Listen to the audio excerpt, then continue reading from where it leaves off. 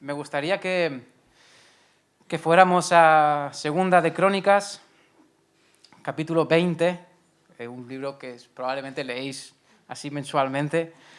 Segunda de Crónicas, capítulo 20, y vamos a iniciar con un texto, pero sí que para mí sería muy importante que tomarais notas, sobre todo los jóvenes, esto es para todos. Es algo que hacemos, voy a hablar de algo que hacemos cada semana, que hacemos varias veces probablemente cada semana, y sobre la cual creo que reflexionamos muy poco. Creo que reflexionamos en la Biblia sobre un montón de cosas, pero a veces no reflexionamos sobre por qué hacemos lo que hacemos y cómo lo hacemos y si podemos hacerlo mejor, o a ponerle un fundamento. Y me gustaría, sobre todo los jóvenes, ¿no? Pues que podamos, para todos, ¿no? Pero que podamos tomar algunos apuntes, porque el tema de hoy va en relación a los 4 ejes. No sé si me puedes buscar la imagen de los 4 ejes que comentamos hace varias semanas. 4 ejes de crecimiento espiritual o 4 necesidades de crecimiento espiritual para todo hijo de Dios, ¿no? Que si te falta una de estas patas, algo va mal, ¿vale? Y utilizábamos la cruz como orientación, el eje vertical, de nosotros hacia Dios, ¿no? La necesidad de cada hijo de Dios de expresarse al Señor, de adorarle, de buscar su presencia, de como decía la famosa canción, ¿no? Quiero llenar tu trono de alabanza, ¿no? De llenar su trono de alabanza, ¿no? Esa necesidad de expresarle a Dios, ¿no? Cuánto amamos al otro, ¿no? Un matrimonio, si solo de lógica no estoy contigo porque me parece lógico estar contigo y porque quiero asumir los compromisos, pero si le falta la expresión del amor, pues algo falta, ¿no? Ese matrimonio. Pues de nosotros hacia Dios, la adoración, una necesidad para todo hijo de Dios. En este eje vertical hacia abajo, ¿no? La palabra de Dios hacia nosotros, una necesidad de nuestro corazón, de ir llenando el trono de Dios de nuestra alabanza, ¿no? La Biblia habla de incienso a veces, que Dios huele, pero también de cómo la palabra necesitamos que arraigue en el corazón, ¿no? De cómo la palabra, no nosotros meternos en ella, sino que ella se meta en nosotros y que enraice y que nos vaya transformando, ¿no? Eso es una necesidad. Un hijo de Dios que solo vive de adoración y de oración, pero no tiene palabra, es tan peligroso como alguien que tiene palabra, pero no tiene oración ni adoración. Y luego teníamos el eje horizontal, en el que a un lado poníamos una necesidad para todo hijo de Dios, que es desarrollar relaciones, comunidad, ¿no? De los demás hacia mí o de los demás entre nosotros. La necesidad de todo hijo de Dios de desarrollar una vida en comunidad con otros hijos de Dios. Y ya hubo la predicación sobre esto y no voy a meterme. Y luego el servicio, otra necesidad para todo hijo de Dios, ¿no? Un cristiano que vive solo, como dice un amigo mío, es un cristiano muerto. Es un cristiano que cuando se caiga no va a haber quien lo levante, ¿no? Es un cristiano... la vida cristiana no fue creada para vivir en soledad, sino en comunidad. Y luego la necesidad de servir a otros. Un cristiano que no sirve a otros, que no deja que Dios se manifieste a través de él para bendecir a otros, ¿no? Los dones. ¡Wow, qué peligroso! Entonces son 4 necesidades de crecimiento espiritual para todo hijo de Dios. Y creo que sobre la que más reflexionamos normalmente es sobre la palabra, ¿no? La necesidad de leer la Biblia, la necesidad de estudiarla, la necesidad de memorizarla, ¿no? Y la importancia de la palabra. Creo que hacemos énfasis en servir, en que tenemos que hacer cosas y dar a otros. Y últimamente hacemos mucho énfasis en la comunidad, pero creo que hay muy poca reflexión acerca de la adoración. Creo que hay poca reflexión acerca de la alabanza en la Biblia y cómo nos presenta la Biblia la alabanza. No quiero decir la alabanza es esto, porque no lo voy a hacer, pero sí que quiero meterme en algunos textos donde ocurren cosas a través de la alabanza y a lo largo de la Biblia. Y simplemente quiero poner algún fundamento y entendimiento sobre los tiempos de adoración, entender cosas que pueden ocurrir cuando adoramos y no menospreciar lo que ocurre cuando adoramos. Tenemos mucha tendencia a menospreciar, tal vez en nuestra vida o tal vez en otros, lo que viven en tiempos de adoración. No, eso son solo emociones. No, eso es solo porque la luz estaba tenue. A veces rechazamos o menospreciamos lo que otra persona está viviendo, tal vez porque incluye emociones o son un tiempo de alabanza. Y me gustaría pues, poderme meter en algunos textos de la Biblia para esto, ¿no? Para no menospreciar lo que ocurre cuando adoramos. Entonces, vamos a este texto. Segunda de Crónicas, capítulo 20. El contexto básicamente es que se levantan los pueblos de Moab y de Amón, los moabitas y amonitas, para conquistar al pueblo de Israel o a la tribu de Judá concretamente, y vienen a ellos para conquistarlos, para aniquilarlos a todos. Y en este contexto Josafat tiene miedo y hacen una oración a Dios desesperada. Tenemos miedo, no sabemos qué hacer y estamos totalmente incapaces de enfrentar esta batalla, vamos a morir todos. Y entonces Dios levanta a un profeta que es Jasiel y este da una profecía donde dice, versículos 15 en adelante, dice: no tengáis miedo ni os acobardéis cuando veáis ese gran ejército, porque la batalla no es vuestra sino mía.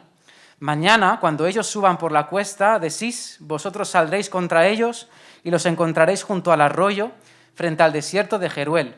Pero vosotros no tendréis que intervenir en esta batalla, simplemente quedaos quietos en vuestros puestos, para que veáis la salvación que el Señor os dará. Y les da esta promesa, ¿no? Vosotros confiad en Dios y no tendréis que presentar batalla, Dios peleará por vosotros. Vale, un poco este sería el contexto, la promesa que Dios da. Vamos a versículo 18 en adelante. Dice: Josafat y todos los habitantes de Judá y de Jerusalén se postraron rostro en tierra y adoraron al Señor. Y los levitas de los hijos de Coat y de Coré se pusieron de pie para alabar al Señor a voz en grito. Al día siguiente madrugaron y fueron al desierto de Tecoa.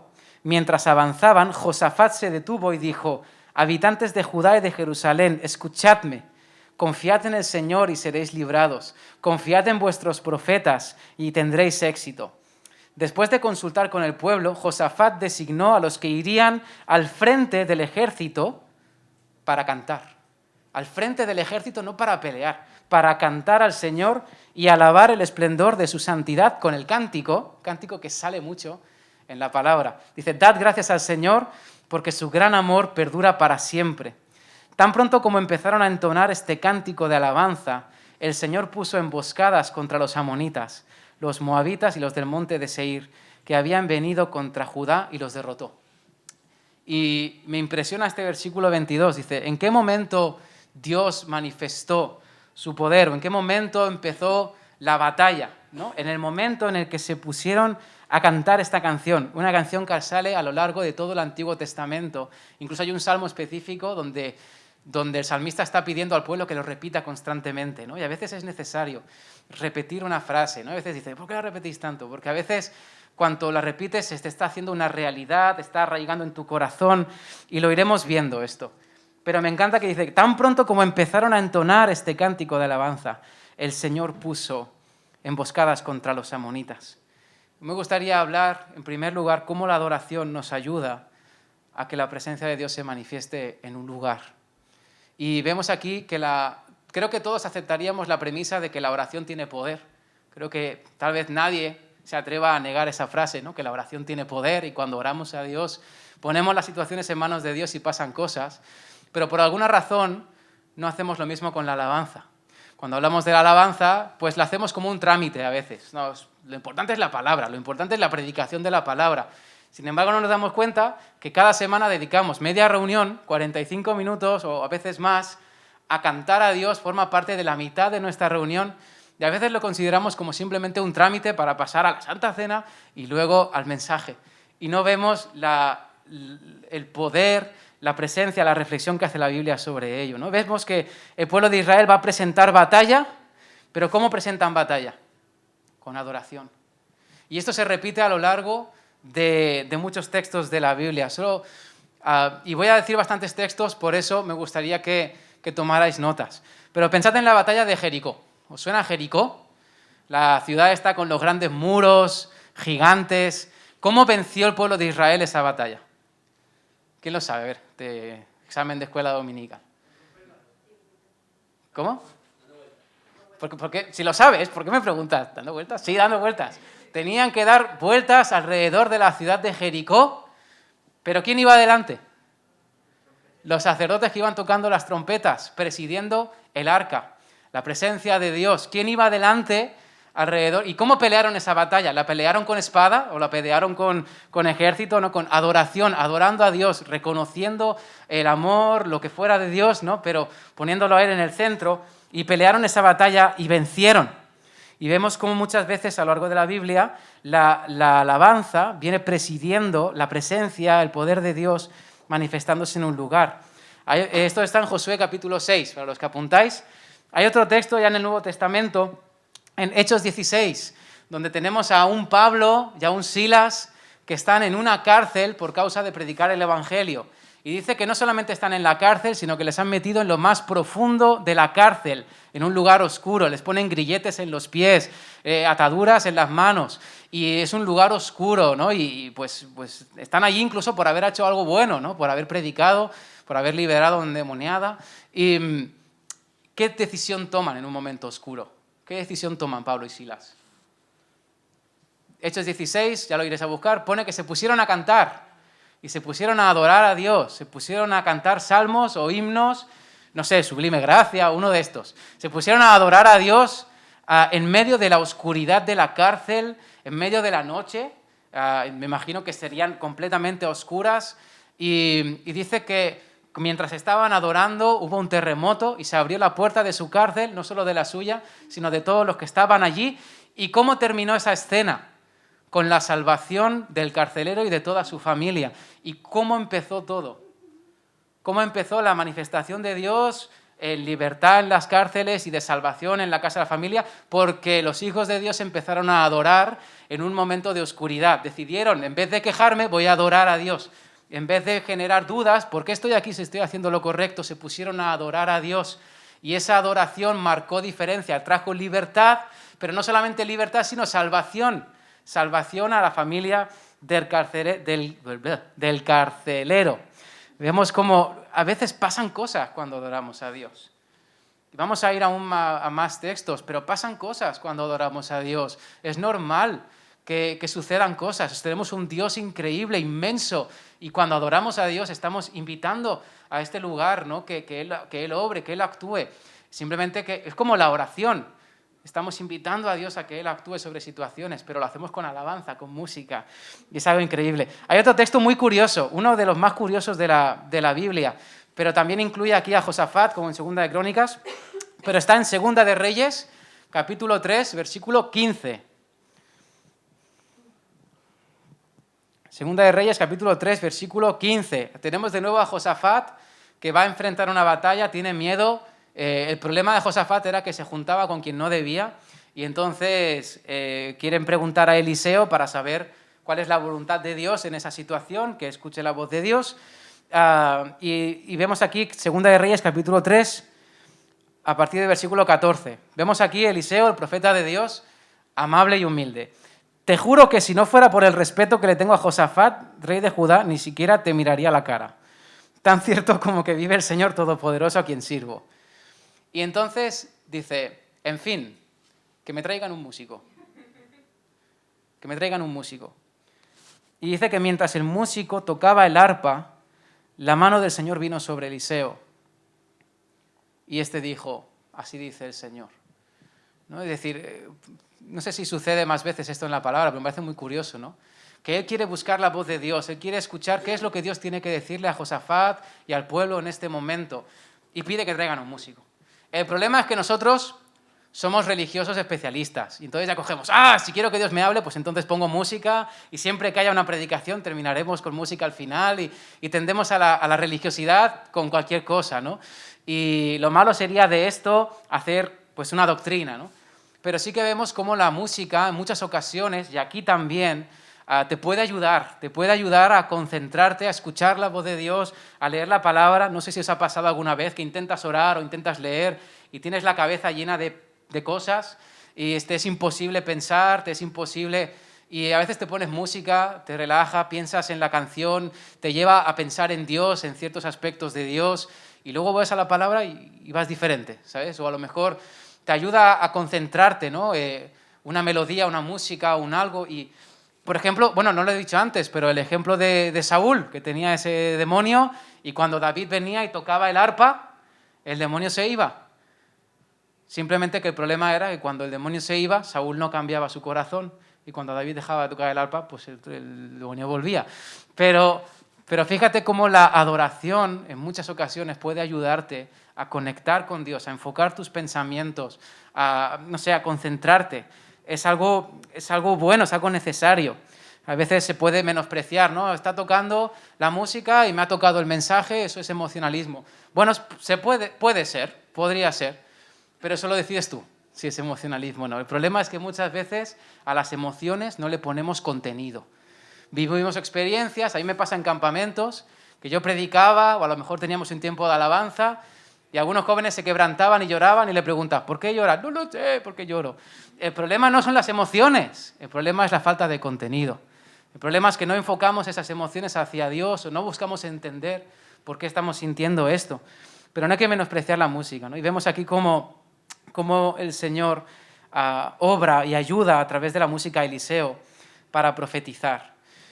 A lo largo de la historia, la alabanza ha precedido y acompañado la presencia de Dios entrando a lugares. Sí, eso sale a lo largo de toda la palabra. Ya lo hemos visto en Jericó, lo hemos visto en la Guerra de Crónicas, en Hechos, ahora en Segunda de Reyes.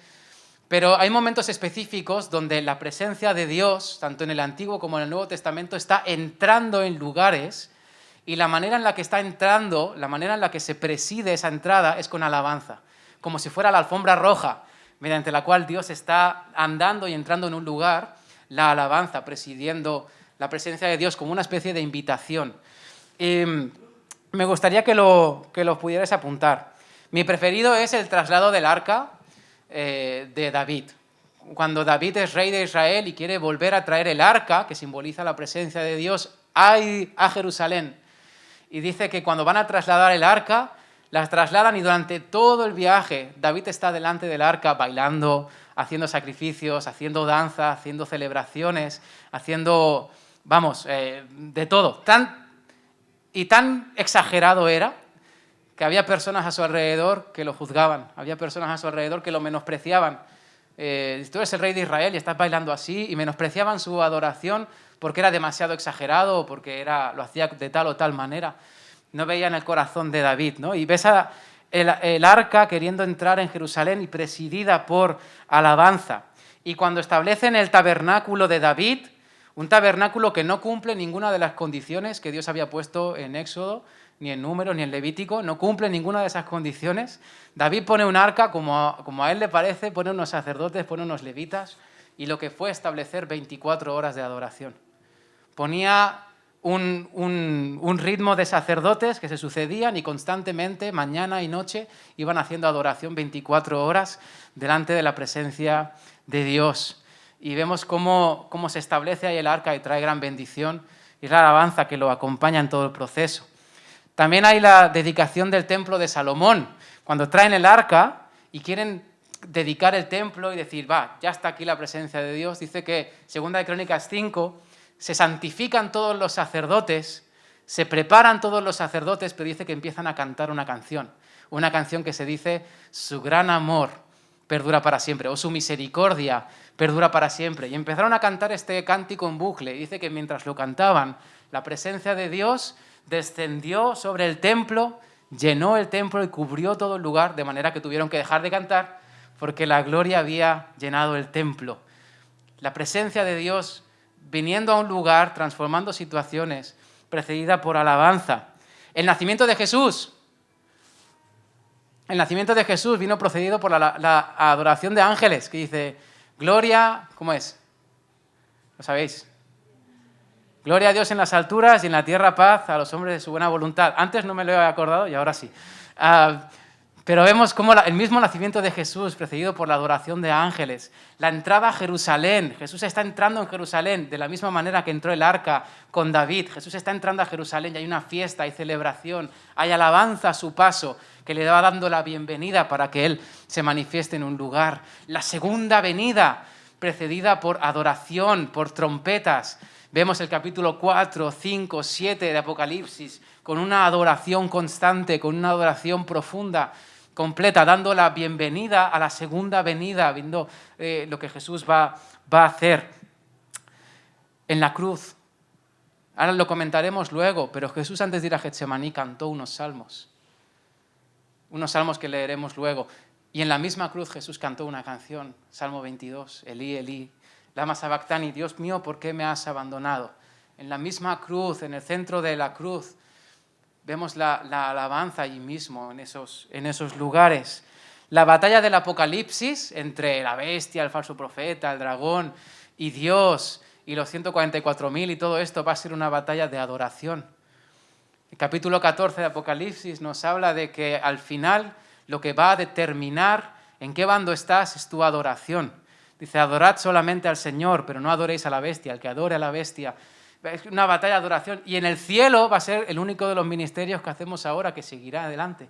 Las lenguas cesarán, la profecía se terminará y todo eso, pero en el cielo seguiremos adorando a Dios. Ya no habrá predicación, no sé cómo serán los cultos de domingo allí, no lo sé. Pero en el cielo seguirá habiendo adoración. O sea, es importante la alabanza. Y vemos a lo largo de toda la historia de la Biblia cómo la adoración ha ido acompañando que Dios entre en ciertos lugares, que Dios se manifieste en ciertos lugares. No es extraño creer que cuando adoramos a Dios, Dios se pueda manifestar de forma especial. Todo esto para llegar ahí. No es extraño que cuando adoramos a Dios pasen cosas. Puedan pasar cosas en nuestro interior y puedan pasar cosas en nuestro alrededor. Lo que pasa es que nosotros queremos al final un método. ¿Cuál es el método, no? Para que Dios haga las cosas como a mí me gusta o de la forma más cómoda? Nuestro problema al final es que buscamos siempre el método. Pero bíblicamente no es extraño que cuando adoramos y buscamos a Dios con intensidad, pues cosas puedan suceder en nuestro alrededor y en nosotros. Entonces me gustaría primero hablaros de algunos efectos que puede tener en nuestra vida la adoración. Obviamente, pues no voy a cubrirlo todo, ¿vale? Pero me gustaría hablar por un momento sobre emociones. Y me gustaría ir a Lucas 10, versículo 21. Y esto es el mismo Jesús. Lucas 10, versículo 21. No sé si lo pondrás o no, pero dice que en aquel momento Jesús, lleno de alegría por el Espíritu Santo, dijo, te alabo, Padre. Jesús estaba alegre. ¿Por qué causa estaba alegre Jesús? Por el Espíritu Santo. Vemos el Espíritu Santo era el que estaba produciendo alegría en el corazón de Jesús en este momento. Y no puedo menospreciar algo, no puedo menospreciar las emociones, y también es el Espíritu Santo quien puede producir esas emociones en nosotros. Los frutos del Espíritu: amor, gozo, paz, paciencia, ¿vale? O sea, vas allí y dices, wow, frutos del Espíritu. Cuando somos llenos del Espíritu Santo, cuando estamos cultivando una relación con el Espíritu Santo y estamos injertados ahí en Jesús, en la vid, ostras, amor, gozo, paz. El reino de Dios no es cuestión de comidas ni bebidas, sino de justicia, paz y gozo en el Espíritu Santo. Romanos 14, 17. Creo que sí. Romanos, creo que es 14, 17. Ya alguien que me lo mire. Pero frutos del Espíritu, emociones. El reino de Dios es paz, es gozo, es justicia en el Espíritu Santo. Vemos a Jesús aquí mismo, que está lleno de alegría por el Espíritu Santo, y eso le provocaba alabar, adoración. ¿Sí que es? Toma. Memoria. Constantemente en el libro de Hechos, cuando el Espíritu Santo llena a un grupo de personas, ¿cómo terminan? Adorando a Dios con intensidad y tal, ¿no? ¿Por qué quiero ahí? Porque en Efesios 5... Efesios 5.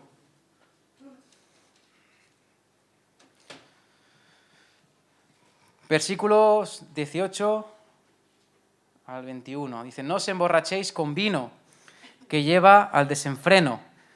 Al contrario, sed llenos del Espíritu Santo. Animaos unos a otros con salmos, himnos y canciones espirituales. Cantad y alabad al Señor con el corazón, dando siempre gracias a Dios el Padre por todo, en el nombre de nuestro Señor Jesús. Y someteos unos a otros por reverencia a Cristo. Aquí Pablo nos está diciendo, no os emborrachéis con vino, sino sed llenos del Espíritu Santo, ¿no? Buscad el ser llenos del Espíritu Santo.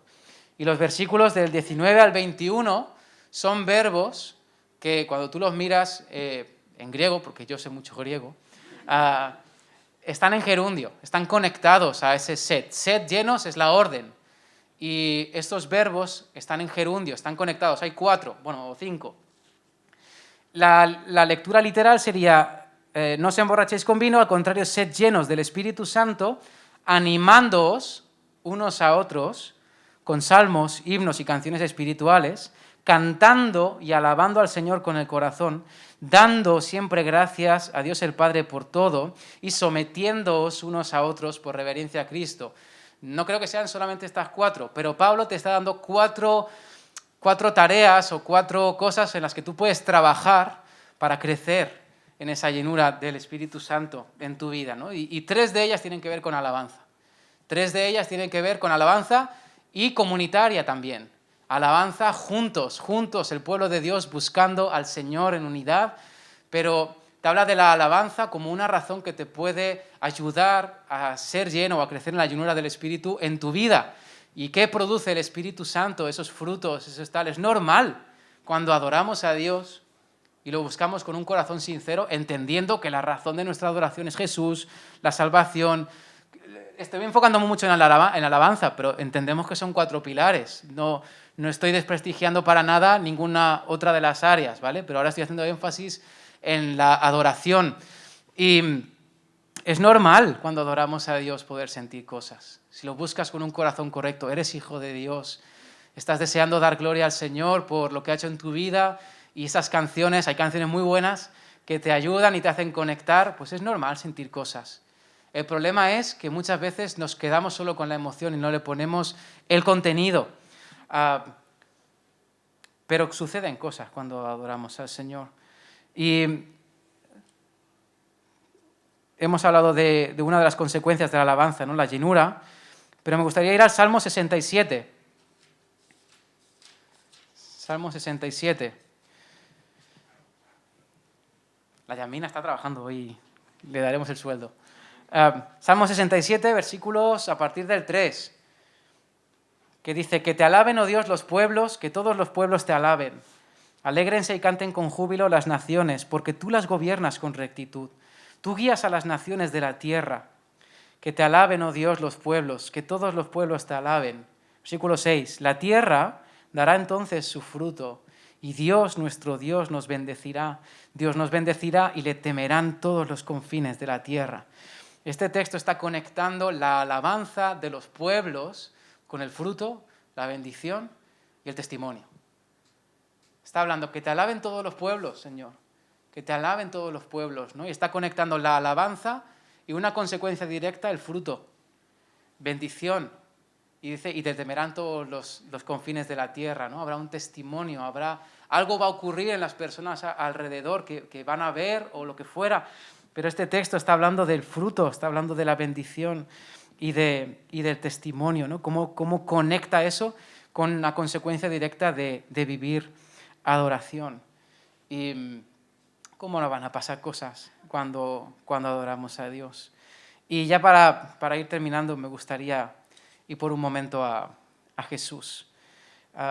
Hemos hablado, ¿no?, de cómo la alabanza, cuando hemos hecho mención a aquel que quiere profetizar y pide que vengan a tocar al músico. ¿Puedes venir, Zope? No, pero vemos cómo la música ayudaba en este momento a Eliseo a concentrar su atención, no sé, de alguna forma ayudó a Eliseo a poder adorar a Dios, ¿no? Pues cuando te cuesta concentrarte, cuando te cueste buscar a Dios, cuando quieres entender, oír al Señor, qué te quiere decir, su voluntad para tu vida, la alabanza puede ser algo que puedes usar para escucharlo, ¿no? Pero me gusta Jesús, dice que antes de salir para Getsemaní, la última noche, antes de salir para Getsemaní, dice que creo que solo lo registran los 3 sinópticos, Mateo, Marcos y Lucas, que antes de ir para Getsemaní, Jesús cantó los salmos. Y era tradición, cuando ellos iban, cuando estaban en la noche de la Pascua, cantaban 3 o 4 salmos, del Salmo 115 a 118. Y quiero que te imagines a Jesús sabiendo que va a ir a Getsemaní, que va a ser traicionado, que va a ser separado del Padre, que va a enfrentar la mayor lucha de su vida. Quiero que puedas sentir la angustia, el dolor. Jesús mismo, cuando llegara a Getsemaní, dijo: tengo miedo, mi alma está angustiada hasta la muerte, necesito que estés conmigo. Y se trae a sus discípulos más cercanos para que oren con él. Era un momento duro, era un momento muy difícil, el más difícil de su vida. Y antes de ir para Getsemaní cantó esto, y me gustaría que pudiéramos leer algunos fragmentos. Mira a Jesús enfrentando la muerte, el mayor dolor de su vida, la tortura, pero por encima de todo el pecado, la separación de Dios, y empieza cantando: la gloria, Señor, no es para nosotros, no es para nosotros, sino para tu nombre, por tu amor y tu verdad. ¿Puedes imaginarte a Jesús cantando esto antes de ir a Getsemaní? La gloria es para ti, Señor, solo para ti. La gloria, todo esto que voy a hacer es para adorarte, es para glorificarte. Y está cantando esto, ¿no? Y Salmo, me gustaría el siguiente, Salmo 116, a partir del 15. Jesús cantó esto: mucho valor tiene a los ojos del Señor la muerte de sus fieles. Yo, Señor, soy tu siervo, soy siervo tuyo, soy tu hijo fiel, tú has roto mis cadenas. Te ofreceré un sacrificio de gratitud, te invocaré, Señor, tu nombre. Cumpliré mis votos al Señor en presencia de todo su pueblo, en los atrios de la casa del Señor, en medio de Jerusalén. Aleluya.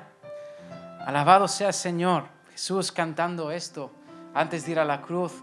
Salmo 118. Dad gracias al Señor porque Él es bueno. ¿Puedes imaginarte a Jesús en Getsemaní delante del Padre diciendo: Padre, si puede ser, pase de mí esta copa? Es demasiado duro, es demasiado difícil. Pase de mí esta copa, ¿no? Y tiene a Dios delante que se la está ofreciendo. Podríamos dudar de la bondad de Dios, podríamos dudar del amor de Dios en esas circunstancias, cuando tú te has visto en esa situación. Sin embargo, Jesús se preparó antes con este texto. Dad gracias al Señor porque Él es bueno, su misericordia, su gran amor perdura para siempre. Que proclame el pueblo de Israel, su gran amor perdura para siempre. Que proclamen los descendientes de Aarón, su gran amor perdura para siempre. A veces es necesario repetir esto. Que proclamen los que temen al Señor, su gran amor perdura para siempre. Desde mi angustia clamé al Señor y Él respondió dándome libertad.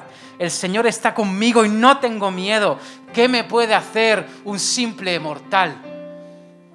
Y Jesús defendiendo y protegiendo su fe antes de ir a Getsemaní, antes de enfrentar la batalla más dura de su vida, y fue capaz de decir allí: no se haga mi voluntad sino la tuya, y aceptar la copa de nuestra condenación y bebérsela hasta el final, ¿no? En Getsemaní vemos cómo la alabanza nos puede ayudar a reforzar nuestra fe ante batallas, como la de Josafat que hemos leído al principio. Ante un ejército delante de nosotros, ellos adoran a Dios el día de antes, el mismo día. Josafat les dice: confiad en Dios, confiad solamente en Dios.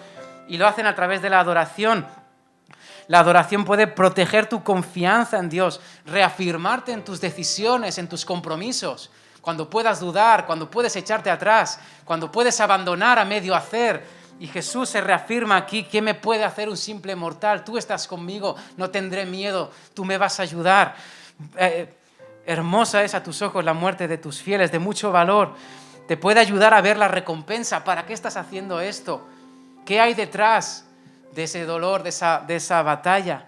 Y vemos a Jesús andando aquí, con alabanza, dirigiéndose a Getsemaní, el momento más duro de su vida.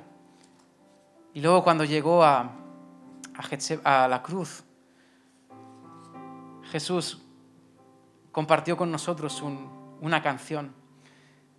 Quiero que la leamos y que veamos cómo empieza y cómo termina. Pues un poco menos. Dice: Dios mío, ¿por qué me has abandonado? Lejos estás para salvarme, lejos de mis palabras de lamento. Dios mío, clamo de día y no me respondes, clamo de noche y no hallo reposo. Esto es una canción, esto es alabanza. Pero tú eres santo, tú eres rey, tú eres la alabanza de Israel. En ti confiaron nuestros padres, confiaron y tú los libraste. A ti clamaron y tú los salvaste. Se apoyaron en ti y no los defraudaste. Pero yo, gusano soy y no hombre.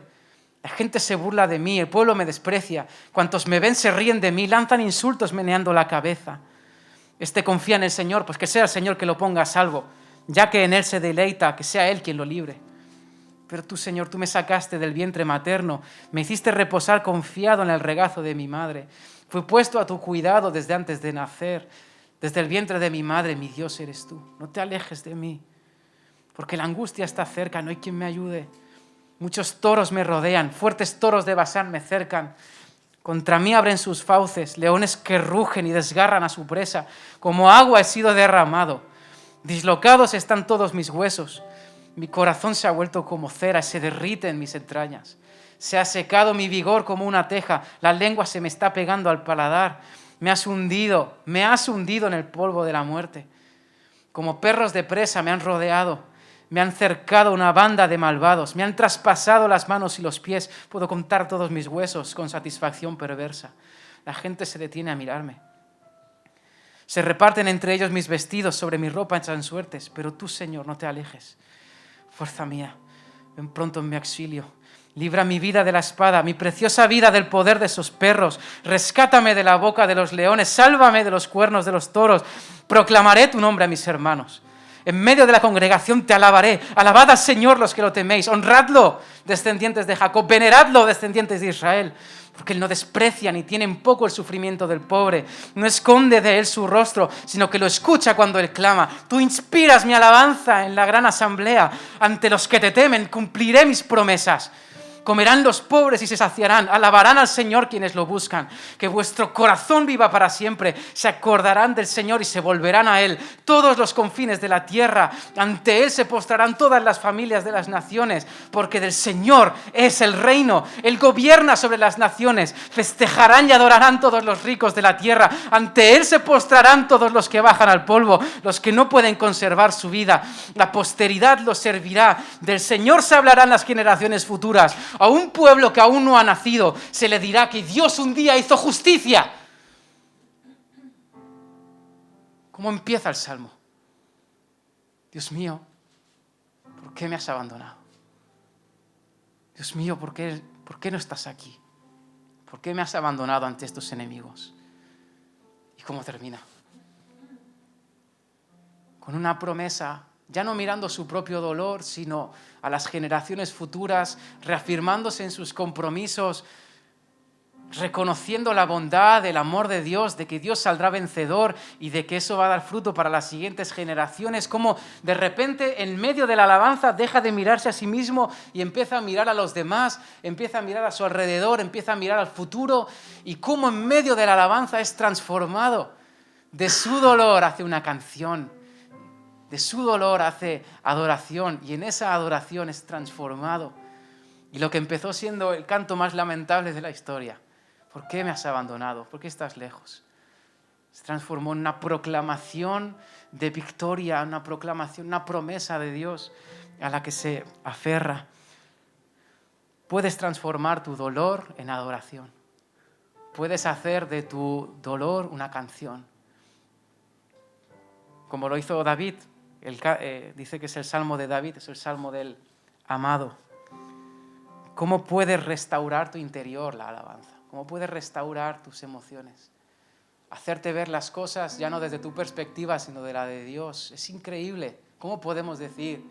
¿Cómo podemos menospreciar lo que Dios puede hacer en un tiempo de alabanza? ¿Cómo nos puede ayudar? Es algo necesario. Es algo necesario para todo hijo de Dios.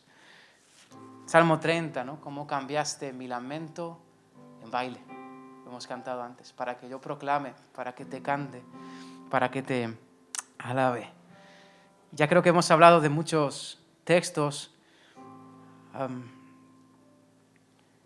Y me gustaría simplemente ya cerrar los ojos y podamos presentarnos delante de Dios. Habría mucho más que decir, hay más textos, hay más cosas, ¿no? Pero solo quería que entendiéramos. No dejes que nadie menosprecie lo que has vivido con el Señor por decirte, porque eres joven, ¿no? A lo mejor porque eres joven, no tienes mucho conocimiento, no te falta mucha doctrina, ¿no? Mucho conocimiento bíblico. Y hay veces que otras personas pueden menospreciar lo que Dios ha hecho contigo. Pero dijo Jesús, de la boca de los niños hiciste la perfecta alabanza. Los fariseos, con todo su conocimiento, tenían la palabra, pero no estaban cerca del corazón de Dios. Entonces no dejes que nadie menosprecie lo que Dios ha hecho en tu vida. Ponle contenido, ponle palabra. Y esto lo comparto con vosotros y sobre todo para los jóvenes, porque creo que es algo que se suele decir, a mí al menos lo he vivido, ¿no? Esto es solo emociones, esto se te va a pasar. Pero no, protege tu fe, ponle contenido, mira la palabra, cuántos milagros, cuánto poder, cuántas cosas suceden en tiempo de adoración. Pero no dejes que se termine en la emoción, ponle contenido, dale gracias a Dios y protege tu fe. Entonces vamos a orar y terminar y pedirle a Dios que nos ayude a abrir el corazón y a poder crecer en adoración. Señor, ayúdanos a ver tu palabra, Señor, a no ver solamente doctrina, Señor, a no ver solamente conceptos, palabras, ideas. Pedimos que nos transforme el corazón, Señor. Gracias porque la Biblia no es un compendio de cosas, Señor, es un testimonio, Señor, es historia.